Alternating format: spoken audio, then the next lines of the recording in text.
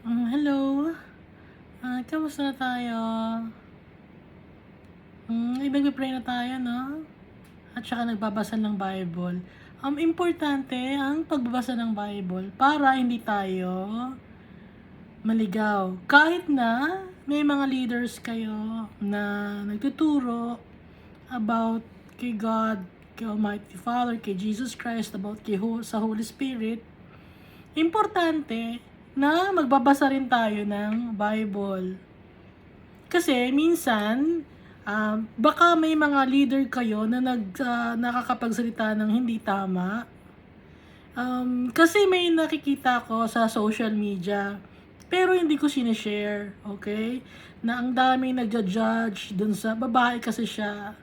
Actually, dalawa sila na babae. Dalawang pastora. Okay, yung isa, nagreklamo siya, ba't daw malit daw ang bigay sa kanila. Tapos yung isa naman, ang reklamo naman niya is may lumipat na isang kapatiran nila sa ibang samahan, pero hindi naman daw nakalipat. Sa mga babae yon. um, Kaya nga pinagsasabihan ni Paul na ang mga babae hindi pwedeng maging mamuno sa isang samahan or sa isang meeting pag ang pinag-uusapan si Christ. Kasi nga, yung mga babae, ganon. Okay? So, ang ginagawa ko sa inyo, binabasahan ko kayo ng Bible. Hindi ko gustong ibahin ang kung anong paniniwala ninyo. So, ang ginagawa ko is binabasahan ko kayo ng Bible. Kung ano ang nasa Bible, yun ang binabasa ko, sinishare ko sa inyo. At hindi ako leader, hindi ako pastora, hindi. Hindi ako ganon. Kasi ina-acknowledge ko yung sinasabi ni Paul na hindi pwedeng maging leader ang isang babae. Kaya hindi ako leader. Tsaka ayaw ko maging leader kahit pwede. Ayaw ko. Ang gusto ko lang isi-share ang kabaitan ni Almighty Father sa akin. At kung ano naiintindihan ko sa Bible, gusto kong i-share sa inyo. At lagi tayong magpe-pray para alam natin kung ano ang gustong ipagawa sa atin ni Almighty Father. Sinasagot tayo ni Almighty Father sa ating mga prayers. Okay? Ipinapaisip niya sa atin kasi yung puso natin bilang isang follower ni Christ, kaisa na sa puso ni Almighty Father tsaka ni Jesus Christ. Kaya kung ano ang gusto nila is yun din ang napupunta sa puso natin kasi iisa ang hangarin ng Holy Spirit, ni Almighty Father, tsaka ni Jesus Christ. Kaya malalaman natin kung ano ang gusto sa atin ipagawa. And also, through dreams and visions. Okay? So, yung mga vision na yon, it's, wala talaga doon physically. Pero, babasahin ko sa inyo, ibig sabihin ng vision, ha?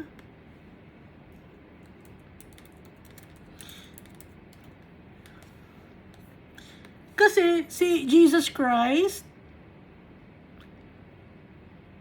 nung nandito siya sa lupa, hindi niya nakita si Almighty Father. Nakita niya si Moses dun sa Garden of Gethsemane. Vision yung nakita niya. At nakita rin yon ng mga apostles. Okay, so ano ba ang vision? It is a power of sight. Ability to see something. Okay, dito naman sa Merriam-Webster.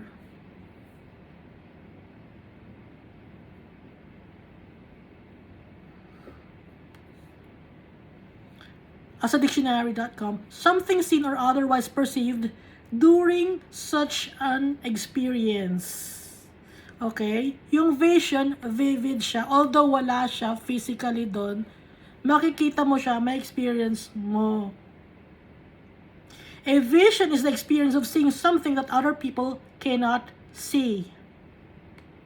Okay? So si Jesus Christ, vision ang nakita niya. So, sino ba yung mga nakita ni Jesus Christ?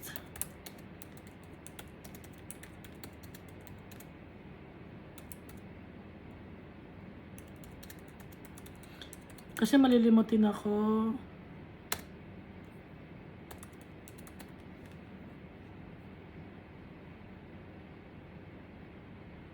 Kasi nung sa Jesus Christ, nagpe-pray na siya na kukunin na siya ng mga Roman soldiers.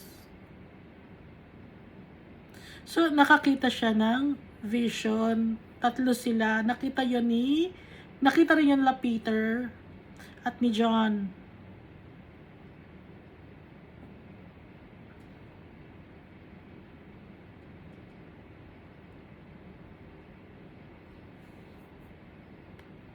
Sa Garden of Gethsemane.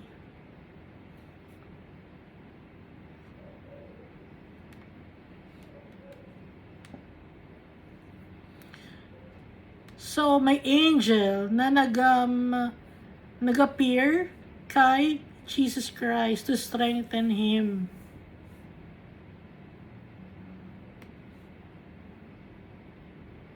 Tapos meron pang si Moses ba yung nakita niya? Na vision, nasabi ni Peter, gagawa ba ako ng tulugan, isa sa iyo, Jesus, isa sa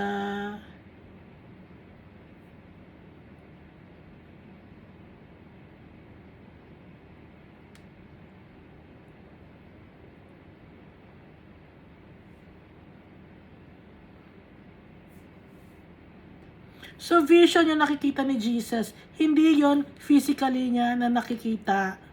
Kahit si Almighty Father, vision niya din nakikita at nadidinig niya. Okay? So, parang tayo, si Jesus Christ, nung nandito sa lupa, hindi niya nakikita si Almighty Father. Kasi may faith siya. So, kaya nga, si Jesus Christ ang pattern natin.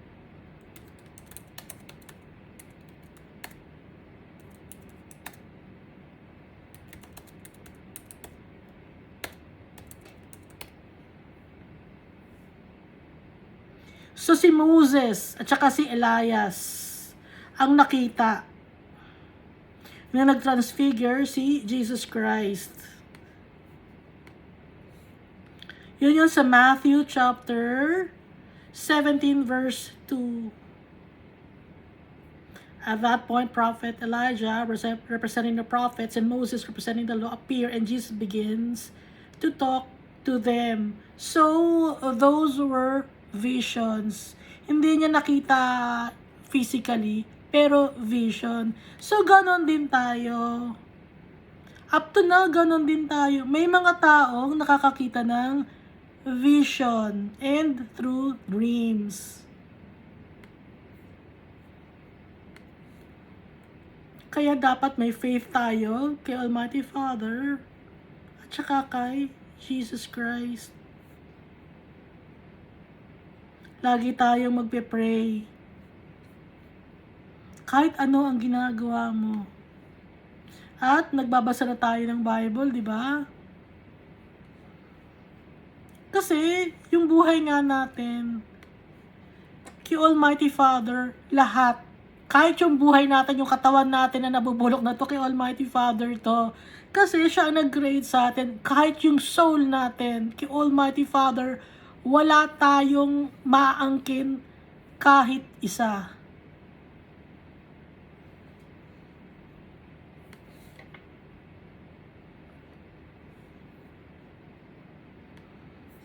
Kaya, dapat tayo, isurrender natin lahat kay Almighty Father.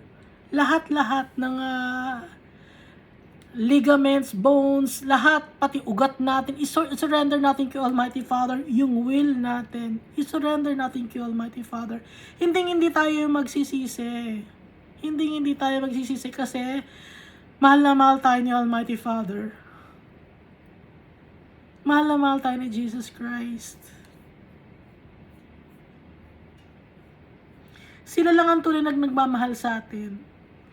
Meron pa akong isang nakitang isang artista siya. Tumigil na siya sa pag-aartista. Tumitingin din kasi ako sa social media, no?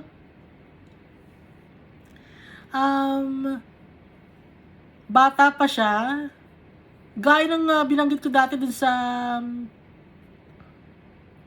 Squid Games, may lalaki ron na feeling niya mag-isa lang siya sa buhay. Ganon din itong si yung artista na bata na lumaki na siya. Feeling niya rin mag-isa siya sa buhay. Feeling niya naliligaw siya. Hindi niya alam yung path na pupuntahan niya. Lahat tayo ganon. Ako rin ganon. Kayo ba na-experience niyo ba yon? Na kahit may magulang kayo, kahit nag-aaral kayo, may something na hindi ko maintindihan. Bakit parang may kulang? May kailangan akong ganon. Meron tayong ganon sa buhay natin. Meron tayong kailangang hanapin. Parang hindi ako buo. Kasi ang nakakapagbuo lang sa atin, nakakapagbigay lang ng contentment sa atin, si Almighty Father tsaka si Jesus Christ. Kasi sila nag-create sa atin. Si Almighty Father. Hinayaan ni Almighty Father na magkaroon tayo ng void sa puso natin. Kasi siya lang ang nakaka-feel ng void na yun. Para mahanap natin siya.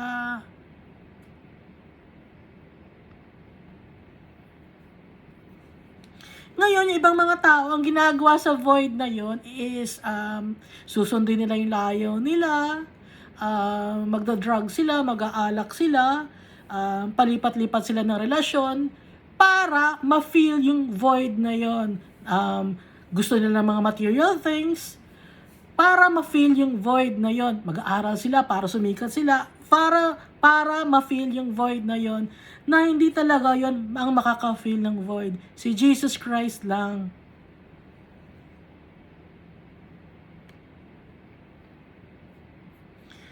At saka gusto ko itanong sa inyo, no? Since follower na tayo ni Christ. Follower ba kayo ni Christ? Kasi hindi ko kayo kilala. Ayaw niyo magpakilala. Okay. Natatakot ba kayo sa akin? Huwag kayo sa akin matatakot. Matatakot tayo kay Almighty Father. So, di ba sa Book of Revelation, binanggit din ni Jesus Christ. Si Jesus Christ mismo yan, ha? Yung 7 churches, saan na ba tayo dun sa 7 churches na yun? Babalikan natin, ikaw ba yung Ephesus? Ha? Ephesus ka ba na uma-attend ka lang ng gathering of Christians para out of responsibility lang. Para makita ka lang ng mga tao na nandun ka. Para may magawa ka lang. Pero yung love mo kay Almighty Father, wala na. Ikaw ba yon? O ikaw ba yung parang Pergamos Church? Nagko-compromise ka ba? Sumasali ka ba sa mga bagay na hindi galing kay Almighty Father? Natanggap mo kahit nanloloko kasi mapapatawad naman? Nakikipag-compromise ka ba? Or ikaw ba yung Thyatira Church? Corrupt ka ba? Gusto mo bang tumaas ang pwesto mo sa lipunan?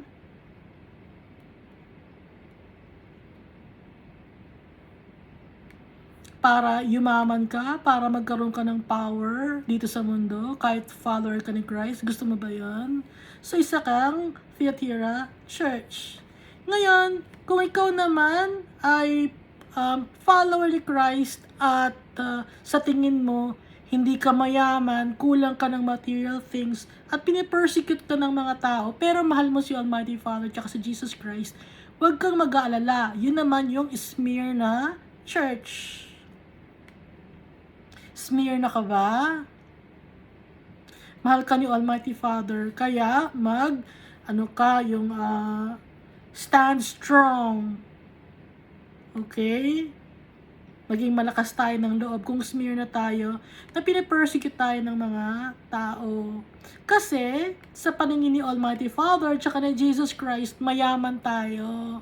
Hindi tayo mahirap. Kasi kaya yung sinabing mayaman tayo dahil in heaven, andon ang tunay na kayamanan. Wala rito sa lupa.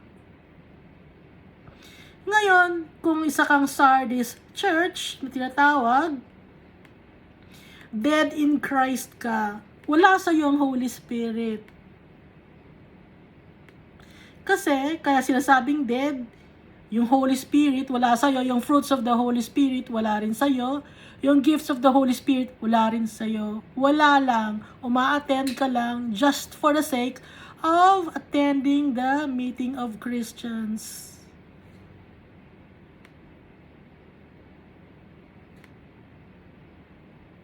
Ginagawa mo pa rin yung mga bagay na hindi tama. Or, Philadelphia, church ka ba? Faithful church ka. Okay, yung Philadelphia church, faithful siya. Natutuwa si Almighty Father doon, tsaka si Jesus Christ. Pag faithful tayo. At tsaka, yung last na church na binabanggit sa Revelation chapter 3 is yung Laodicea. Lukewarm church ka ba? Isa ka bang taong lukewarm? Yung relationship mo kay Almighty Father tsaka kay Jesus Christ. Pwede ka bang Christian? Pwede rin hindi Christian, ganon. Tumutulong ka sa tao, pero gusto mo, meron kang yung name mo nakapaskel, nakikita ng mga tao yung name mo. Minsan, Christian ka, minsan hindi ka naman Christian. Yun ang tawag sa lukewarm Christian or lukewarm church. So, alin tayo rito? Ang maganda dito, no? Yung Smyrna, na kahit na pinapersecute tayo, kahit mahihirap lang tayo dito sa lupa, si Jesus Christ, ang tingin sa atin mayaman tayo. Kaya, dapat tayong maging courageous. At saka yung Philadelphia church na faithful kay Almighty Father. Yung Laodicea church, no, mayaman sila. Ibig sabihin, ito yung mga taong mayayaman na nagsasabing Christian sila. Pero, in the eyes of God, in the eyes of the Lord Jesus Christ, hindi sila mayaman. Sa material things lang sila mayaman, pero yung wealth nila in heaven is wala. So, mamili tayo ron. Kung asan ba tayo, at pag nalaman natin, na-distinguish natin kung asan tayo ron, lumapit tayo kay Almighty Father. Kasi kaya niya to binabanggit, itong 7 churches na to, para lalo tayong lumapit sa Kanya, magbago tayo, i-anchor natin lahat-lahat kay Jesus Christ. Yung faith natin, kasi mahal niya tayo. Kaya niya tayo pinagsasabihan.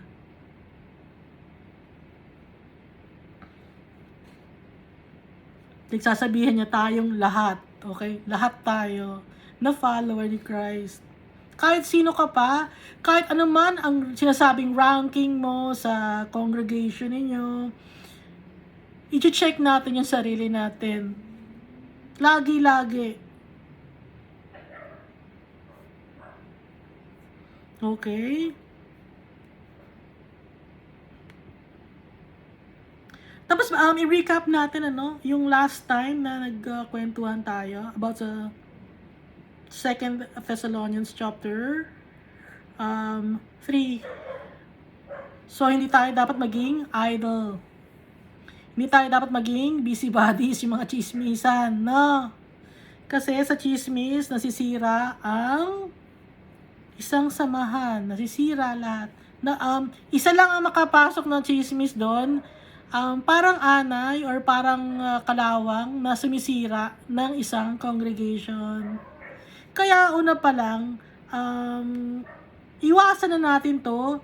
Tapos yung mga tao na gumagawa ng ganon is, iiwas din tayo, pero at the same time, pagsasabihan natin, hindi natin sila i-encourage, hindi natin sila enable to do those things. Instead, pagsabihan natin sila, dahil yun ang tama, para malaman din nila kung ano ang mali nila. Para ma-save din sila. Okay? Ngayon, nandito tayo sa Ephesians. Dahil bago tayo nag-Thessalonians, ano ba tayo? Galatians, no? So, after Galatians, it's Ephesians. Itong Ephesians, Ephesus to Ephesus Church. Na ang naging tatay-tatayan din ay si Paul. Dahil si Paul ang nag-share sa kanila ng Word of God. Yung Ephesus, modern day, ano to, Sekrut? Sekrut ba ang tawag doon? Selçuk, Turkey. Nasa Turkey pa din. So, sa ngayon, yung Selçuk, Turkey, pinupuntahan yon ng mga tourists. Tinitingnan nila kung anong itsura, no? Sa ngayon. Pero tayo, kahit hindi tayo magpunta ron, wala na doon si Paul, okay? At kahit hindi naman si Paul ang pupuntahan natin doon. Kahit hindi tayo nagpupunta sa mga sinasabing mga Holy Land, bali wala kay Jesus Christ yun. Nasasabi, nakapunta na ako sa Holy Land. Na naman ngayon kung nakapunta ka sa Holy Land. Ang importante, makakapunta tayo sa kingdom ni Almighty Father in heaven. Kaya kahit hindi ka mayaman, kasi yung iba sabi, nakapunta na ako sa Holy Land, sakto na ako sa langit na to. Hindi totoo yun, okay? Kahit hindi ka nakapunta ng Holy Land, kasi yung land naman dito sa lupa, wala na dito si Jesus. Okay? At si Jesus ang nakatira sa puso natin at dadali niya tayo sa kanyang heavenly kingdom. Kaya hindi importante kung nakapunta ka ng Holy Land o hindi. Minsan nakapunta ka ng Holy Land pero ang pakikitungo mo naman sa kapwa-tao mo masama, wala rin yun. Ha? Sinasabi lang na Holy Land yun, pero in the eyes of the Almighty Father, it's not holy anymore. Kasi iba-iba na ang mga nandun sa lugar na yon. Pwede na lang natin siguro tawagin historical site. Pero kayo, yung iba gusto nila tawag Holy Land, no, para to distinguish that Jesus was born there in Nazareth, di ba? Pero wala na dun si Jesus Christ, nasa langit na siya. Katabi na siya ni Almighty Father at darating ang time, mapupunta rin tayo ron sa kingdom of Jesus Christ in heaven. Hindi natin kailangan pa magpunta ng Israel or sa Antioch or sa Ephesus. Hindi na natin kailangan magpunta doon.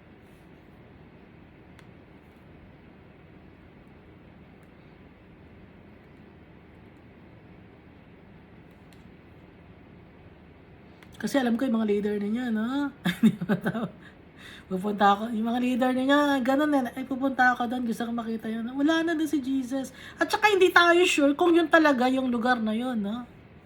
Kasi naiba na eh. May mga tinatayo ng mga iba-ibang mga mosque doon or iba-iba ng mga sites. So hindi tayo sure, baka hindi mo alam, yung kalye na nilalakaran mo, yun. Pero hindi na nga ma-distinguish kasi nga iniba na, inilalayo. Okay? Kasi ayaw ni Almighty Father na sinasamba natin ang lugar or ang isang structure or ang isang bato or isang kahoy. Ayaw ni Almighty Father nun. Kasi ang gusto ni Almighty Father, by faith, tayo magtitiwala sa Kanya kahit wala tayong nakikita.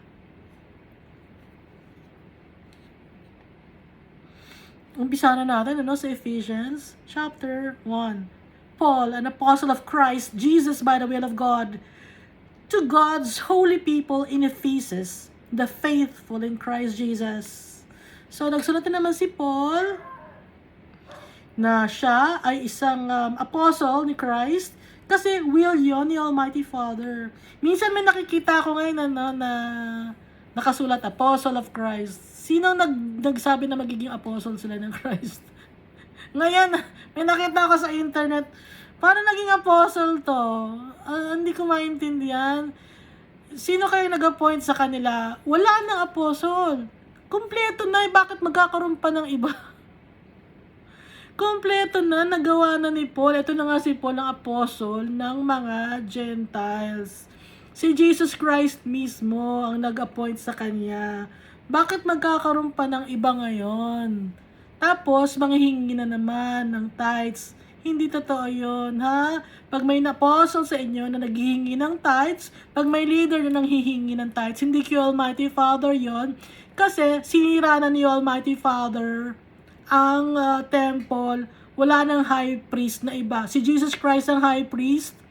Ang sweldo ni Jesus Christ. Ano ang sweldo ni Jesus Christ? Tayo na ang kailangan ni Jesus Christ. Hindi na kailangan ni Jesus Christ ng 10% or tithes. Pwede tayo magbigay ng offering, pero yung tithes, wala na yon.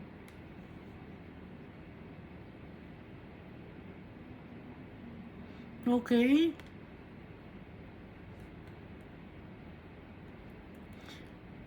Kung doon nasisira ang pangalan ni Jesus Christ sa paghihingi ng tithes and offering, huwag yun ang gawin. Gaya nga ng ginawa ni Paul, di ba? Hindi siya naghihingi ng tithes and offering. Kasi wala naman siyang talagang hinging tithes dahil wala na talaga ang temple. Kaya lang may temple, kaya lang may tithes dahil sa temple.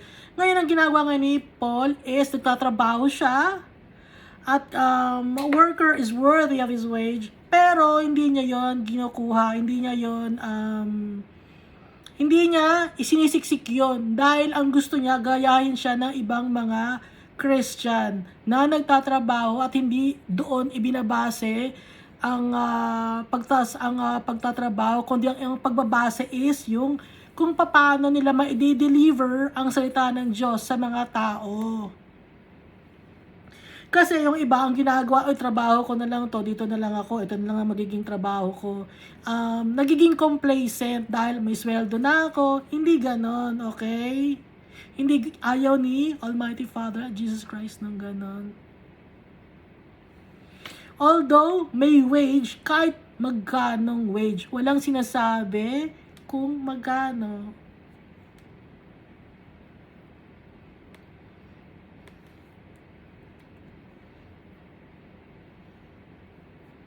To God's holy people in Ephesus, the faithful in Christ Jesus. So itong mga sulat ni Paul to, para rin to sa atin.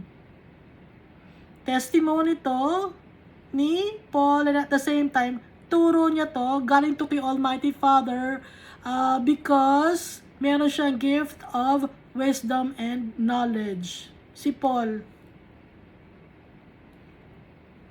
Praise be to God, the Father of our Lord Jesus Christ, who has blessed us in the heavenly realms with every spiritual blessing in Christ. So si Almighty Father, siya ang nag-bless sa atin. Lahat ng blessing na ibinigay niya kay Jesus Christ, meron din tayo nun. Kaya nga, who has blessed us in the heavenly realms with every spiritual blessing in Christ. So, ibig sabihin, meron din tayo. Kung anong meron sa Jesus Christ, meron din tayo. Ang kailangan lang natin, sundin natin ang yapak ni Jesus Christ. Tuloy natin, verse 4. For He chose us in Him before the creation of the world to be holy and blameless in His sight. So, pinili tayo ni Almighty Father even before the creation para maging holy tayo at blameless sa paningin nila. Pinili tayo. Hindi pa man nagagawa ang mundo, bago pa ang creation, pinili na tayo.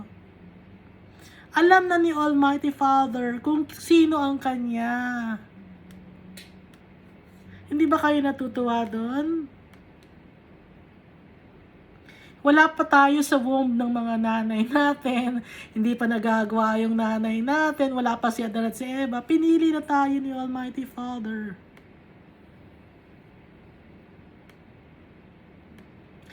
In love, He predestined us for adoption to sonship through Jesus Christ.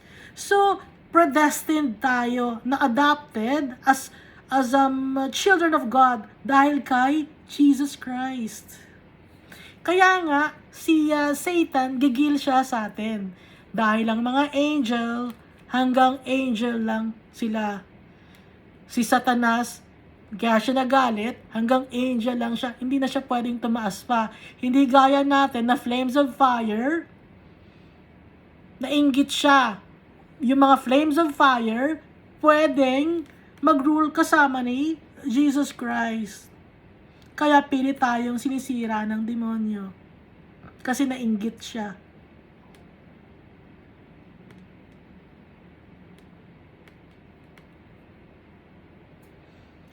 O tuloy natin, He predestined us for adoption to sonship through Jesus Christ in accordance with His pleasure and will. Dahil sa gusto ni Almighty Father at masaya siya na maging anak niya tayo.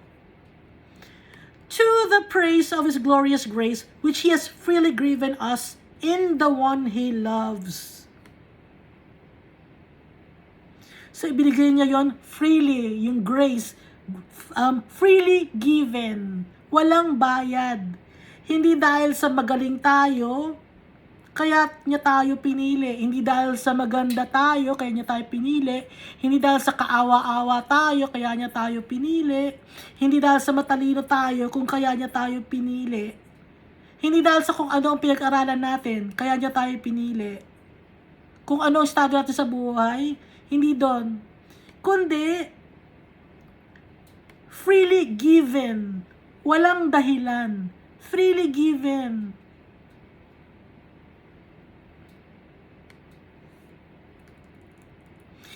Ituloy natin. In Him, we have redemption through His blood, the forgiveness of sins, in accordance with the riches of God's grace. So sa pamamagitan ng dugo ni Jesus Christ, napatawad tayo sa mga kasalanan natin. Dahil sa awa ni Almighty Father, ipinadala niya si Jesus Christ sa atin. Dahil sagana sa awa si Almighty Father. Very patient si Almighty Father. Very loving siya.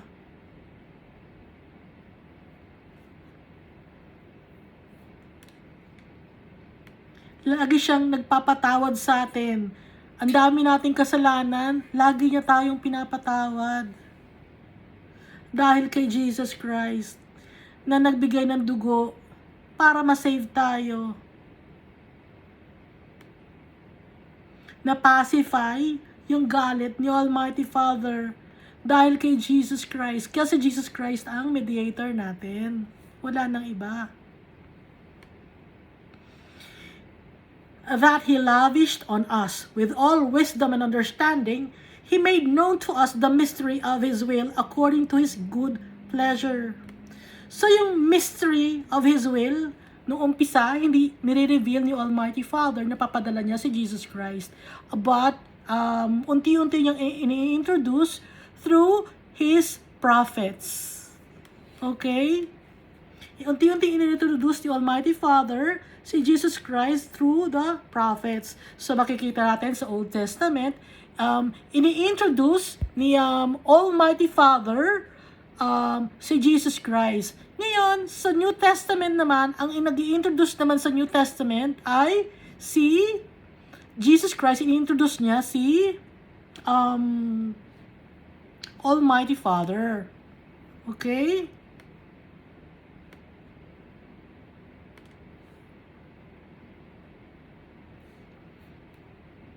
Which He purposed in Christ to be put into effect when the times reach their fulfillment, to bring unity to all things in heaven and on earth under Christ.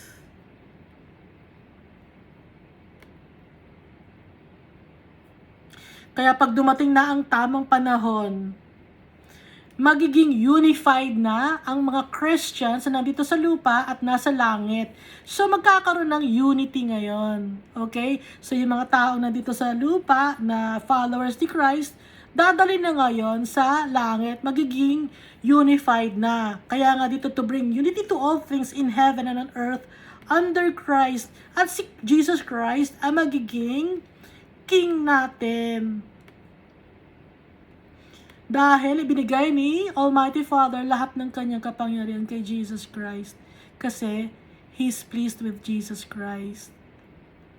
Pagtagumpayan ni Jesus Christ lahat ng trials and temptations and sufferings dito sa mundo. Kaya siya ang ating pattern. verse 11. In Him we were also chosen, having been predestined according to the plan of Him who works out everything in conformity with the purpose of His will.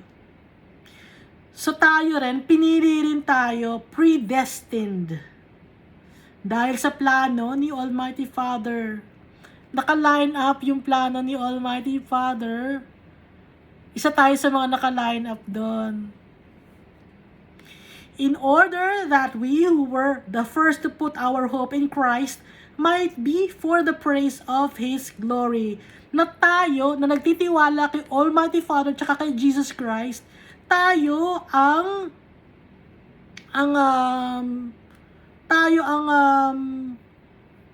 first to put our hope in Christ. Okay? Tayo yung kanyang glory.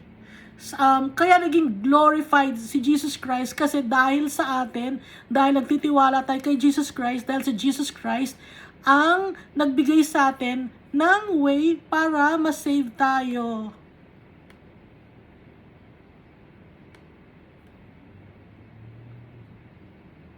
Kasi tayo ang makakapag-bring ng praise to God's glory. Tayo yung kasiyahan ni Jesus Christ at saka ni Almighty Father kasi nagtiwala tayo sa kanila. Nagkaroon tayo ng faith sa kanila kaya masayang-masaya sila sa atin. And you also were included in Christ when you heard the message of truth, the gospel of salvation. So kasali tayo dito kasi nakinig tayo sa message of truth, nakinig tayo sa gospel of salvation, nagtiwala tayo kay Jesus Christ at kay Almighty Father kahit hindi natin sila nakikita. Kaya nung ituloy natin, when you believed, you were marked in Him with a seal, the promised Holy Spirit, who is a deposit guaranteeing our inheritance until the redemption of those who are God's possession, to the praise of His glory. Ngayon, nung naniwala tayo, meron na tayong marka. Anong marka na yun? Nasa atin ang Holy Spirit. Minarkahan tayo ni Almighty Father. Kaya kung nasa atin ang Holy Spirit, nasa atin ang marka ni Almighty Father.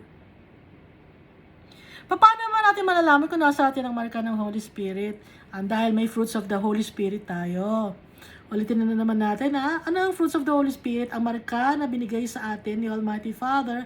Kasi kung may love tayo sa kapwa-tao natin, may joy tayo, masaya tayo kay Almighty Father, may peace of mind tayo, forbearance, kaya nating magtiis, kindness, mabuti tayo sa mga tao, kind tayo, goodness, gumagawa tayo ng tama, faithful tayo kay Almighty Father sa kanyang mga directives, sa kanyang mga gusto ipagawa sa atin, gentle tayo sa mga tao, at may self-control tayo, dahil pag may mga trials and tribulations, kaya nating in-control ang sarili natin, it's because of the Holy Spirit. Kaya, yun ang ating mark. Tanda. Hindi nakikita yung tanda sa katawan natin. Kundi nakikita yon sa heart natin at saka sa mind. Kasi sinulat ni Almighty Father yung law niya sa heart and mind natin. Kaya ito yung guarantee. Yung, di ba pag sa bangko, may guarantor ka ba? Ganon. So may guarantee tayo, okay? Yung Holy Spirit nasa atin. Kaya hindi tayo dapat matakot na wala tayong guarantee. Ano ba ang guarantee natin? Wala tayo. Basta magtitiwala lang ba tayo kay Jesus Christ? Ganoon na lang. Isasabihin ng iba, di ba? Huwag tayong matakot. Nasa atin ang guarantee. Okay? At kung nasa atin ang guarantee, alam natin na may gifts of the Holy Spirit tayo. Maliban sa fruits of the Holy Spirit. Ulitin ka na naman ng gifts of the Holy Spirit, ha? May faith tayo kay Almighty Father. Knowledge, nadadagdagan yung kaalaman natin kay Almighty Father sa pagbabasa ng Bible. Wisdom, yung decision making natin na ayon sa gusto ni Almighty Father. Healing, nagagamot tayo ng heartaches and pains natin, gumagaling tayo. Spiritual healing, emotional healing, speaking in tongues, yung iba meron, yung iba wala. Translation of speaking in tongues, yung iba meron, yung iba wala. Pero okay lang yun kahit wala ka, kasi hindi naman lahat meron, okay? Ang importante, meron ka bawat na kahit anumang gift of the Holy Spirit. Miracle. Ano ba yung miracle? May mga bagay sa mundo na ito na bigla-bigla na lang na isang milagro. Okay? Miracle yon. Ngayon, nasa harap ninyo ako. Milagro na nasa harap ninyo ako.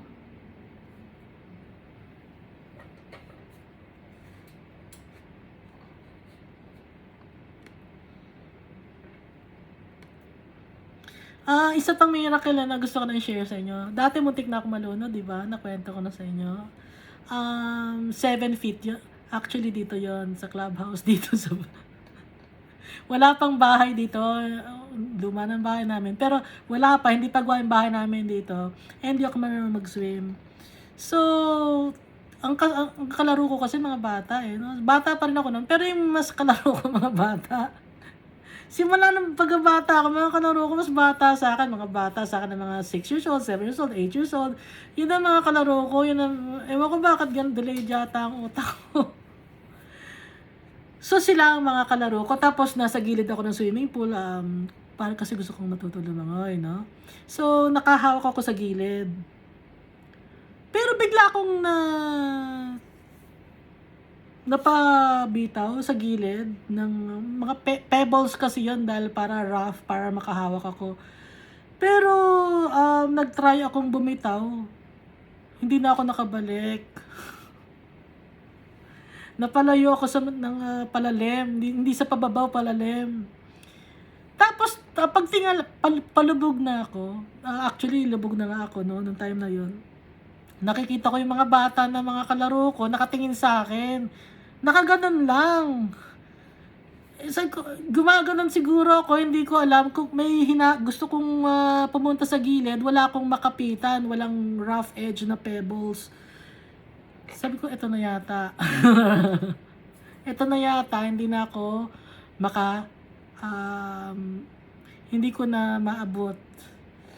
So, palubog na ako noon. Ganun pala yun pag nalulunod ka.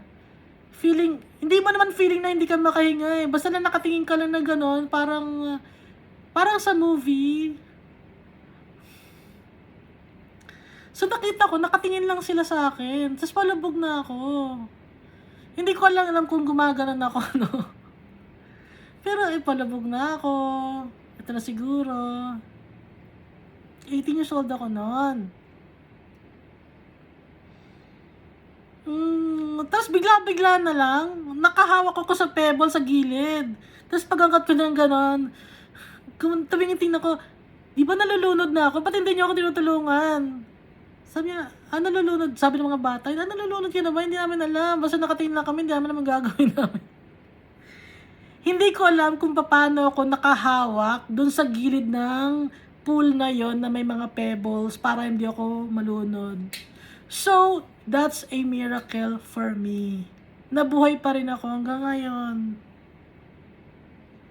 Hindi ko alam kung sinong nagtulong sa akin na makaabot dun sa gilid na yon. Basta pag ganun ko lang, nandun na yung kamay ko. So, sinong nagtulong sa akin nun? Si Almighty Father, si Jesus Christ, tsaka yung mga angels. Tinulungan ako na maabot ko yung gilid. Para hindi pa ako time na yon. Naiintindihan nyo? So, yung miracle up to now gumagawa si Almighty Father. Ngayon, meron din tayong gifts of prophecy. Yung iba, may mga gifts of prophecy. Pero i-check natin kung inline ba yung prophecy sa mga nakasulat dito sa Bible. Para malaman natin kung totoo. Okay? At saka to distinguish different spirits. Yun ang mga gifts of the Holy Spirit. Kaya yun yung deposit, yung guarantee sa atin, yung Almighty Father. Ang bait ni Almighty Father, di ba? Mabait si Almighty Father. Tanggap niya tayo. Kahit ano pa tayo, tanggap niya tayo. Pero dapat, susundin din natin siya. Kasi tatay natin siya. Siya ang nakakaalim ng tama para sa atin. At sa heaven, walang nakakapasok sa heaven ng madumi. Hindi pwede ang madumi sa heaven. Kaya dito pa lang, tinatrain na tayo ni Almighty Father how to live a holy life. Kaya tinuturuan niya tayo dito sa Bible kung ano mga ayaw niya. Di ba pag sa mga bahay ninyo, ayaw niyo ng madumi sa bahay ninyo? Madumi ba yung tao na yan? Hindi yan pwedeng papasukin, madumi, doon lang siya sa labas. Di ba ganon? Mas lalo pa kaya si Almighty Father, ganon siya. Okay?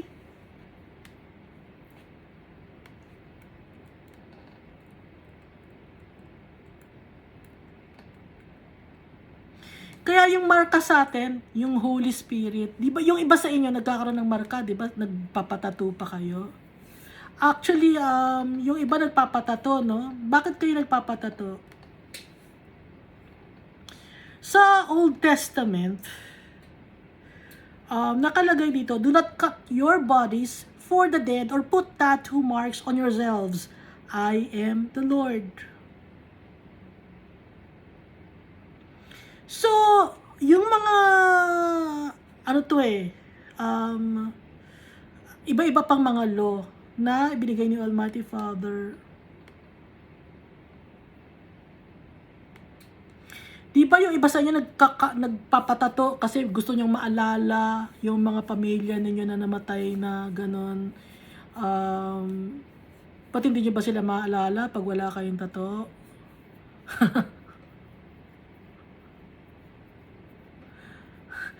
Yung iba, nagpapatato dahil sa gusto nilang kasali sila sa isang organization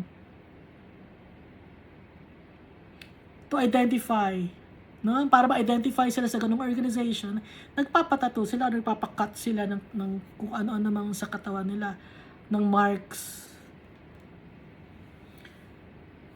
Yung katawan natin, hindi atin to. Hiram lang natin tong katawan na to. Kahit pangit yung katawan natin. Hiram lang natin to. Wala tayong pag-aari. Yung mga nandito na law ng Almighty Father sa Old Testament, hanggang ngayon, still stands. Hindi nagbabago ang isip ni Almighty Father.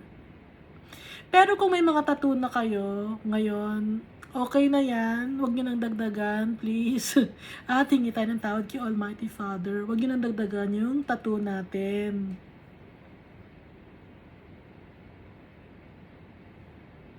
Kasi, tsaka yung tattoo, di ba, yung parang doon ka belong, doon ka kasali. Bakit? Ba't yung iba gusto gumanda yung katawan nila? Bakit pangit ba yung katawan ninyo? Para gusto nyo magpatato para gumanda kayo? Napapangitan ba kayo sa katawan ninyo? Hindi ba ninyo nakikitang perfect ang gawa ni Almighty Father sa inyo? Or gusto nyo yung pamilya nyo may mga tato? Bakit gusto nyo yung pamilya nyo may tato? Samahan ninyo yon gano'n.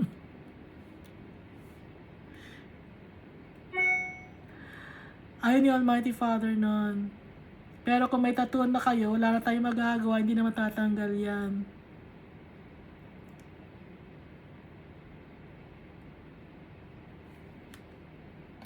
Okay? Tanggap kayo ngayon ni Almighty Father kung may tattoo kayo, pero huwag na kayo magpapatattoo uli Huwag yun ang dagdagan. Kasi, kaya kayo nagpapatato kasi na-insecure kayo, no? Diba? Na-insecure kayo. Kailangan may tattoo ako para malaman nila na dito ako associated. Kailangan may tattoo ako kasi pag may tattoo ako, power to Ipapakita ko lang, magiging na ako, associated na ako sa ganong family or ganong samahan. So, hindi mo kaya mag-isa ba? Kaya ka nagpapatato? Insecure ka? Pag hindi ka nagpatato, magagalit yung pamilya mo ba? Bakit? Pag-aari ba ng pamilya mo yung katawan mo? Pag-aari ni Jesus Christ ang katawan natin, yung Almighty Father.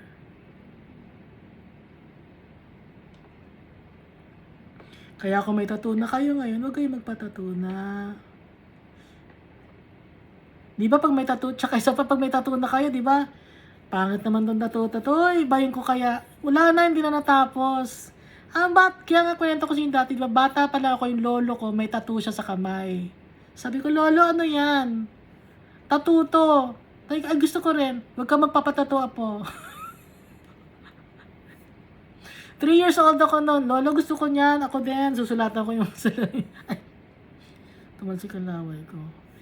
Susulatan ko yung kamay ko ng kunyari. Huwag ka magpapatato. Pangit, madumi sa katawan. Kayo ba nalilinisan ba kayo sa katawan ninyo pag may tattoo kayo? Pag yung ganda ng katawan nito, puro tatod. Parang blackboard to. Ano to, canvas ba to? Pwede ba itong dumihan? Lika, anuhin natin. Para saan? Pampaganda ng katawan? Napapangit na kayo sa katawan ninyo? Ano, nagkatattoo kayo? Nagandahan na ba kayo sa katawan ninyo? Di ba hindi pa rin?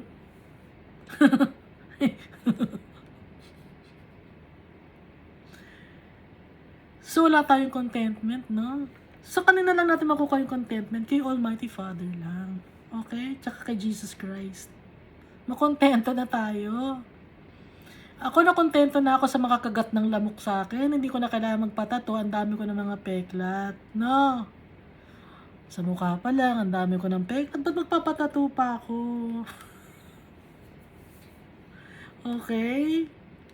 Kaya si Jesus Christ, yung marka natin, hindi niya nilalagay na marka. Kasi ayaw niya. Ang gusto niya, yung Holy Spirit ang marka natin sa katawan natin. Nasa sa atin. Nasa sa puso natin. Ito rin natin, no? Sa verse 15. For this reason, ever since I heard about your faith in the Lord Jesus and your love for all God's people, I have not stopped giving thanks for you, remembering you in my prayers. So sabi ni Paul, nung nalaman ko na may faith kayo kay Almighty Father, kay Jesus Christ, nagpapasalamat ako, walang tigil ang pagpapasalamat ko at lagi ko yung naalala sa aking mga panalangin.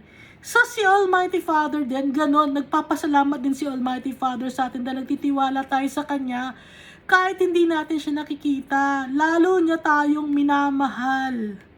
Si Almighty Father, lalo niya tayong minamahal. Kasi hindi natin siya nakikita, pero nagtitiwala tayo sa Kanya.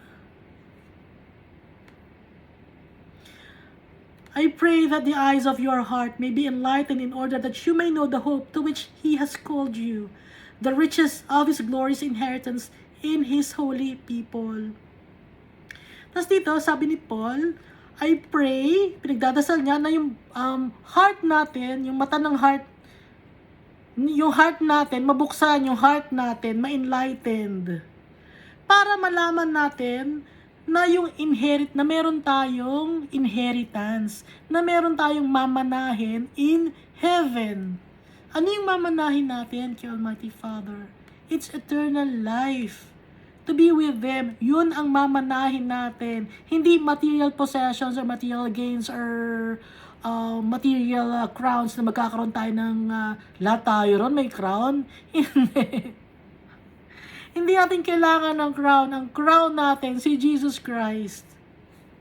Siya ang ating crown of righteousness. Hindi natin kailangan ng physical crown sa heaven. Ang inheritance natin, yung kayamanan natin, si Jesus Christ, si Almighty Father, to be with them in heaven, yun palang kayamanan na yun. Mas matindi pa yun sa kahit na sinong kayamanang meron dito ang mundo na to. Bali, wala ang kayamanan na nandito sa mundo na to. And His incomparably great power for us who believe, that power is the same as the mighty strength. So, meron din tayong power like Jesus Christ, pagkasama na natin siya in heaven. He exerted when he raised Christ from the dead and seated him at his right hand in the heavenly realms, far above all rule and authority, power and dominion, and every name that is invoked, not only in the present age, but also in the one to come. And God placed all things under his feet and appointed him to be head over everything for the church, which is his body, the fullness of him who fills everything in every way. So, but he exerted when he raised Christ. So, nung nabuhay si Jesus Christ from the dead, ngayon, si Jesus Christ, kasama na ni Almighty Father, seated at his right hand sa heaven. At may power and authority si Jesus Christ forever. At lahat na ng power ni Almighty Father, ibinigyan niya si Jesus Christ. Kaya nga dito nakalagay, and God placed all things under his feet and appointed him to be head over everything for the church. So si Jesus Christ na ang head natin. Almighty Father appointed Jesus Christ to be head over everything. Si Jesus Christ lang, wala nang iba, walang ibang pangalang binanggit, walang ibang taong pinatungkulan. Son of God, Son of Man, it's Jesus Christ. At tutuloy natin, every him to be head over everything for the church which is his body. So ang church ay ang katawan ni Jesus Christ. So tayo, part tayo ng katawan ni Jesus Christ. So yung church, hindi siya physical building. Hindi siya physical temple. Tayo ang katawan ni Jesus Christ. Kaya, kasama natin lagi si Jesus Christ. Kahit saan man tayo magpunta, ang Holy Spirit kasama natin. Nasa puso natin. Which is his body, the fullness of him who fills everything in every way. Magkakaroon tayo ng contentment. The fullness of him who fills everything in every way. Lahat-lahat kumpleto. Walang labis, walang kulang. Kumpletong-kumpleto with Jesus Christ. Kaya, lalapit tayo kay Jesus Christ. Natandaan niyo, si Jesus Christ, ang dami niya taong pinakain. 5,000. 2 beses siya nagpakain ng tao. 5,000. Hindi pa kasama mga babae doon. Tapos 3,000. Hindi rin kasama mga babae. Yung mga tao na yon, sumama lang kay Jesus Christ para mapakain. Pero nung naipako na si Jesus Christ, nawala na yung mga tao na yon. Yung 5,000 na tao na yun, tsaka yung 3,000, nawala. Yung mga apostles nawala, yung disciples nawala. Ang natira lang, si Jesus Christ, na pinaparusahan, sinasaktan ng mga Roman soldiers. Si Peter, iniwan siya, dininay siya, binetray niya rin si Jesus Christ 3 times. Lahat ng apostles nagtago. Si John Mark nagtatatakbo. Ang lumapit lang nung nakapako na si Jesus Christ is si John the Beloved at saka si Mary. Nung naipako na siya. Pero habang pinaparusahan siya, wala sila.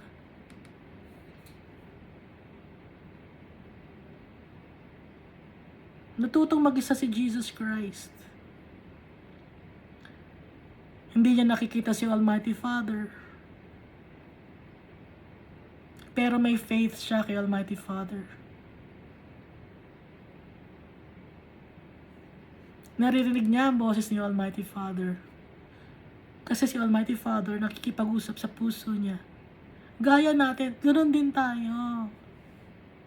Ang pagkakaiba lang natin kay Jesus Christ, si Jesus Christ hindi siya nagkasala kahit minsan, at siya ang pinadala ni Almighty Father para ma-save tayo sa kasalanan natin. Pero yung way ng pagkikipag-usap ni Almighty Father sa Kanya is gaya ng sa atin.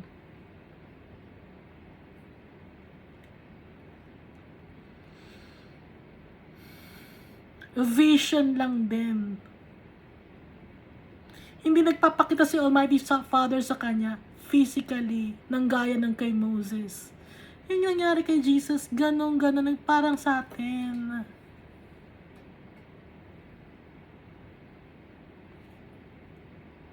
Hinayaan ni Almighty Father na masaktan si Jesus physically. Dahil tayo dapat yun eh. Tayo dapat yung sinasaktan. Dahil sa mga kasalanan natin.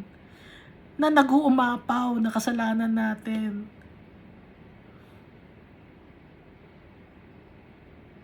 Pero dahil sa pagmamahal ng Almighty Father at sa pagsunod niyo yung Jesus Christ kay Almighty Father, ginawa niya yun.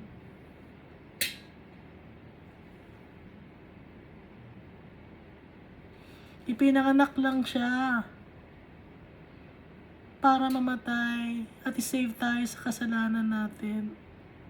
Para turuan tayo kung paano maiwasan ang mga trials and temptations at paano mahalin ang kapwa-tao natin kahit na sinasaktan nila tayo.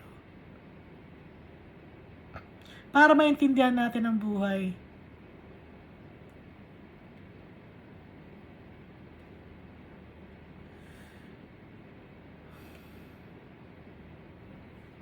Jesus Christ is awesome.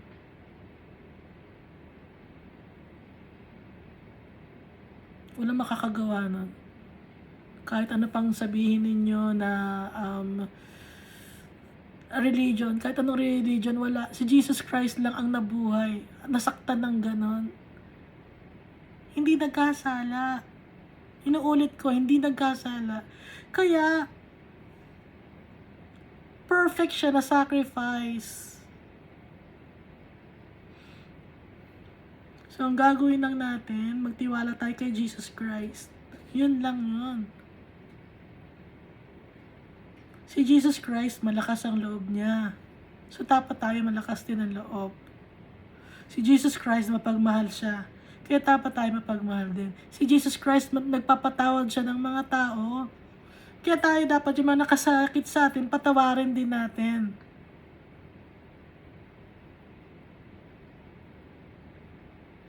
Hindi siya nagtatanim ng galit. Kaya tayo dapat hindi rin magtanim ng galit.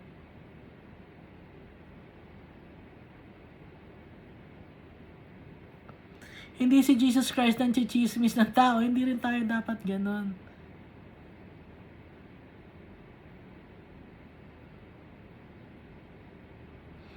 Maging example din gaya ni Jesus Christ. Ginawang example niya sa sarili natin. So yung pattern natin, si Jesus Christ.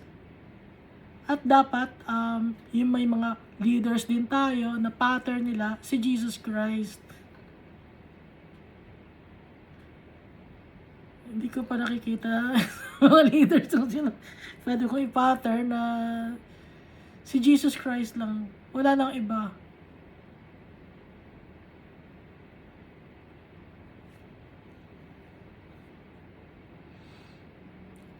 Kung may mga Christian man tayo na na-stumble tayo or bakit ganun ang ginawa ni brother, bakit ganun ang ginawa ni sister, huwag natin tignan yon. Okay? Tingin tayo kay Jesus Christ. Kasi si Jesus Christ ang perfect. Yung ibang mga Christian, sila ang may dala-dala ni noon, okay? So, wag tayong may stumble sa ibang mga Christian. Huwag tayong titingin doon. Kundi ang tingin lang natin diretso, Jesus Christ.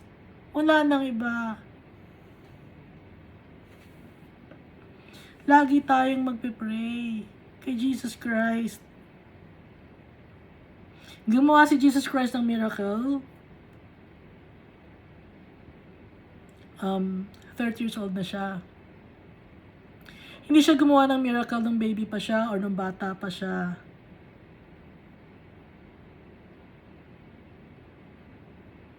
Totoong family natin, si Jesus Christ at si Almighty Father. Yun ang maging dream natin, ang makasama sila. Kasi yung dream natin dito sa lupa na gusto nating yumaman, hindi tayo matatahimik. Alam niyo ba yon? May kulang at kulang. Kulang at kulang. Ang makakapag-fill lang ng void, makakapag-kumpleto lang sa atin, si Jesus Christ, Almighty Father, makasama sila.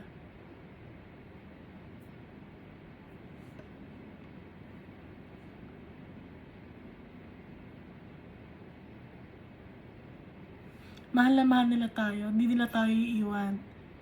Tayo lang ang nangiiwan, no? Dahil sa kasalanan natin, napapalayo tayo. Tayo ang nangiiwan sa kanila. Pero sila ang hindi nangiiwan sa atin. Lagi sila nagbabantay sa atin. Hindi na tayo naiiwan. Tatanggapin nila tayo ng buong buo. Kahit ano pa ang kasalanan natin, kahit gaano pa tayo kadumi. May mga tao dyan na mentally unstable, no? Kasi yung mga taong mentally unstable or may mga disorder, may mga bagay silang kinagagalit, hindi nila matanggap na nangyari sa buhay nila.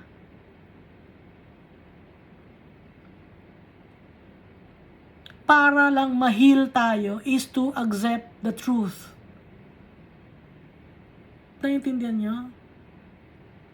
May mga tao na may traumatic experience sila. Paano sila may heal? Kasi Jesus can heal you. The Almighty Father can heal you through the power of the Holy Spirit. Di ba yung gifts of the Holy Spirit, merong healing yun? Paano may heal yung mga tao na yun? Emotionally.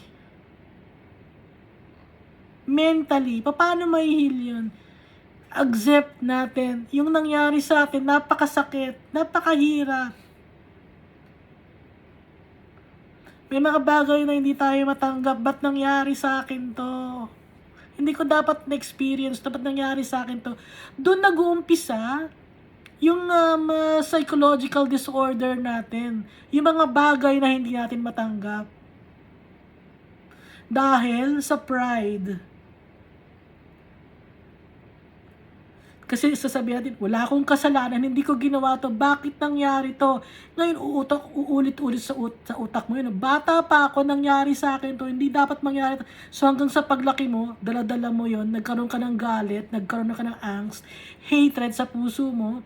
Tapos yung mind mo ngayon, kinukulkilkil, or tinitwist ni Satan yung mind mo. Kasi hindi mo matanggap. Ngayon, para lang tayo mahil, dahil din yun sa mga decision making natin na mali, no? So para tayo tanggapin natin, nagkasala ako. Tanggapin natin, may mga bagay na hindi tayo control, na it's out of our control. May mga bagay na gano'n, na bata ka pa, hindi mo kaya, hindi mo kontrolado ang buhay. Yung mga bagay na pinaramdam sa'yo nung bata ka, nung inapi ka, hindi mo matanggap. Dahil wala kang ginagawa, di ba, na masama. Hindi mo matanggap yon. Hindi mo matanggap na iniwan ka ng magulang mo. Hindi mo matanggap na sinaktan ka ng magulang mo. Hindi mo matanggap na sinaktan ka ng ibang tao, ng kamag-anak mo. Kung ano man ang ginawa nila sa'yo. Para ma-heal tayo doon, tanggapin natin. Although masakit na tanggapin, tatanggapin natin yon. Kasi hindi tayo perfect. Hindi perfect ang mundo. Yon ang bagay na trial mo at tribulation mo para mabago ka, para mapalapit ka kay Almighty Father. Ngayon, si Satan, ang gagawin naman nun, yun ang gagawin niya para mapalayo ka kay Jesus Christ. Pero, si Jesus Christ, yun ang gagamitin niya para mapalapit ka sa Kanya, para ma-heal ka, para ma-heal tayo. Para ma-heal ang puso natin, tatanggapin natin. Kahit gaano man kasakit, yung pain na naramdaman natin, papatawarin natin yung tao na nakasakit sa atin. Nandito man yun sa mundo ngayon, na buhay pa o wala na, tatanggapin natin. Kahit masakit, tatanggapin natin. Ibibigay natin kay Jesus Christ. Iaalay natin sa Kanya.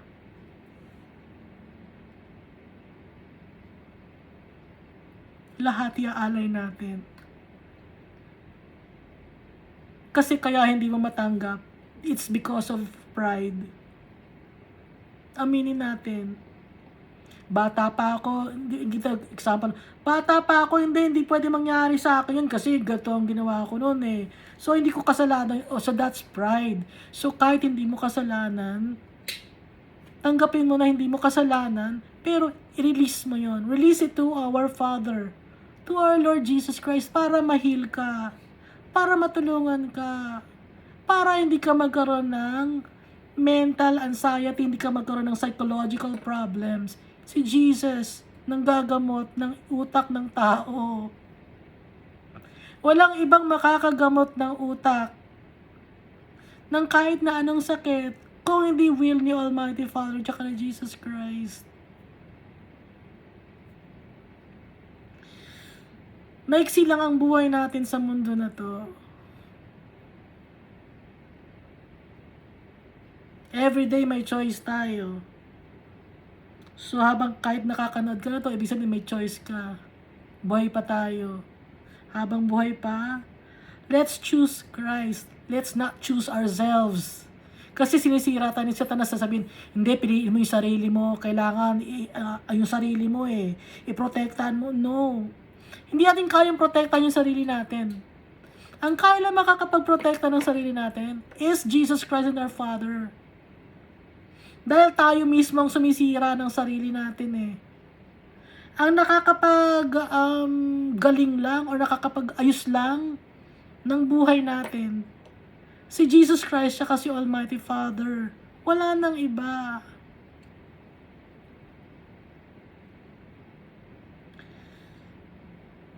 Alam ko ang sinasabi ko.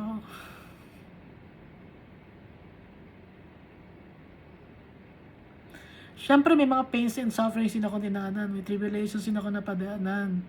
Kaya alam kong sinasabi ko. Kaya i-share ako sa inyo. Para i-lift up ang pangalan ni Jesus Christ. Ipagsabi sa buong mundo, God is faithful.